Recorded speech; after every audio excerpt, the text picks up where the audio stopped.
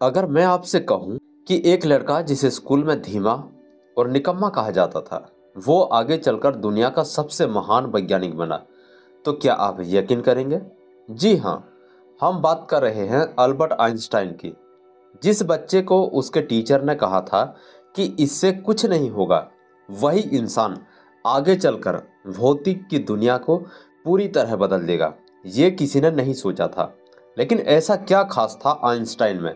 क्या वो जन्म से ही जीनियस थे, या उनकी कुछ ऐसी आदतें और सोचने का तरीका था जो उन्हें आम इंसानों से अलग बनाता था? अगर आप भी जानना चाहते हैं कि आइंस्टाइन की तेज दिमाग और असाधारण सोच के पीछे का असली राज क्या था, तो इस वीडियो को आखिर तक जरूर देखें, क्योंकि आज हम सिर्फ उनकी थ्योरीज नहीं, बल्कि उनकी जीनियस बनने की साइकोलॉजी को डिकोड करने वाले हैं। अगर आप सोचते हैं कि अल्बर्ट आइंस्टाइन का दिमाग किसी जादू की वजह से तेज था, तो आप गलत है। उनकी सफलता का असली राज उनकी सोचने की शैली और आदतें थी। आइंस्टाइन बाकी लोगों से अलग इसलिए थे क्योंकि वो चीजों को गहराई से सोचते थे, सवाल पूछते थे और कभी भी असफलता से नहीं डरते थे। उनकी सबसे खास बात थी अत्यधिक जिज्ञासा, यानी क्यूरियोसिटी। जब वो छोटे थे तो उनके पिता ने उन्हें एक कंपास दिया। उन्होंने देखा कि उसकी सुई बिना किसी कारण के हिल रही थी। आम बच्चे इसे देखकर भूल जाते, लेकिन आइंस्टाइन के दिमाग में ये सवाल बैठ गया, आखिर ये ऐसा क्यों हो रहा है? यही जिज्ञासा उनके वैज्ञानिक दिमाग की शुरुआत बनी। आइंस्टाइन का मानना था कि कल्पना ज्ञान से ज्यादा जरूरी है। वो किसी भी चीज को सिर्फ किताबों से नहीं सीखते थे, बल्कि अपने दिमाग में इमेजिनेशन करके समझते थे। उन्होंने एक बार सोचा, अगर मैं प्रकाश की किरण पर बैठूं तो दुनिया कैसी दिखेगी? और इसी सोच ने उनकी सबसे बड़ी खोज थ्योरी ऑफ रिलेटिविटी को जन्म दिया। इसका मतलब यह है कि अगर आप कुछ नया सीखना चाहते हैं, तो उसे सिर्फ याद करने की बजाय अपने दिमाग में कल्पना करें और गहराई से सोचें। अल्बर्ट आइंस्टाइन कभी असफलता से नहीं घबराते थे। उन्होंने कहा था, जिस इंसान ने कभी गलती नहीं की, उसने कभी कुछ नया करने की कोशिश ही नहीं की। उनकी कई थ्योरीज गलत साबित हुई, लेकिन उन्होंने हार मानने की बजाय अपनी गलतियों से सीखा और आगे बढ़ते गए। इसी वजह से वो अपनी जिंदगी में इतनी बड़ी बड़ी खोजें कर सके। अगर आप भी सफल होना चाहते हैं, तो गलतियां करने से डरना छोड़ दें और हर असफलता को एक सीख के रूप में देखें। आइंस्टाइन को अकेले समय बिताना बहुत पसंद था। उनका मानना था कि अकेलापन ही रचनात्मकता, यानी क्रिएटिविटी को जन्म देता है। जब भी उन्हें किसी कठिन समस्या को हल करना होता, तो वो शांत जगह पर बैठकर गहरी सोच में डूब जाते थे।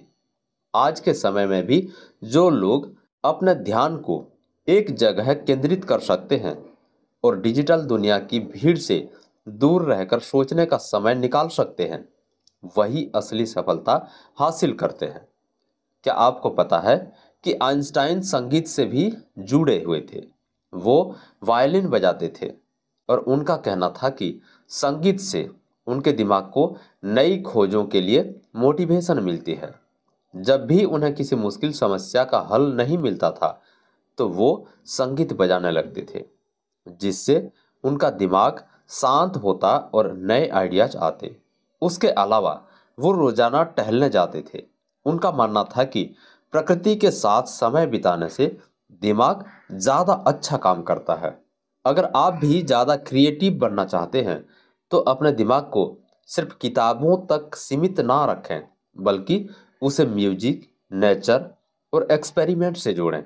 आइंस्टाइन की एक और खास आदत थी सिंपल लाइफ जीना। वो हमेशा एक ही तरह के कपड़े पहनते थे, ताकि छोटे छोटे फैसलों में अपना दिमाग बर्बाद ना करें। उनका मानना था कि अगर कोई चीज किसी समस्या के समाधान में मदद नहीं कर रही, तो उसे अपनी जिंदगी से हटा दो।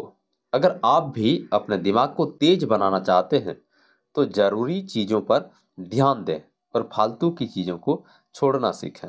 अगर आप भी आइंस्टाइन की तरह सोचने की ताकत हासिल करना चाहते हैं, तो आपको हर चीज पर सवाल उठाना सीखना होगा। कल्पना का इस्तेमाल करना होगा, असफलता से डरना छोड़ना होगा, गहरी सोच विकसित करनी होगी और अपने दिमाग को व्यर्थ चीजों में उलझाने से बचाना होगा। जब आप इन आदतों को अपनी जिंदगी में उतारेंगे तो कोई भी आपको एक असाधारण इंसान बनने से नहीं रोक सकता। अगर आप सोच रहे हैं कि आइंस्टाइन जैसा दिमाग पाना सिर्फ कुछ गिने चुने लोगों की किस्मत होती है, तो ये सच नहीं है। आइंस्टाइन का जीनियस बनना उनकी जन्मजात प्रतिभा से ज़्यादा उनकी सोचने की शैली और आदतों का नतीजा था।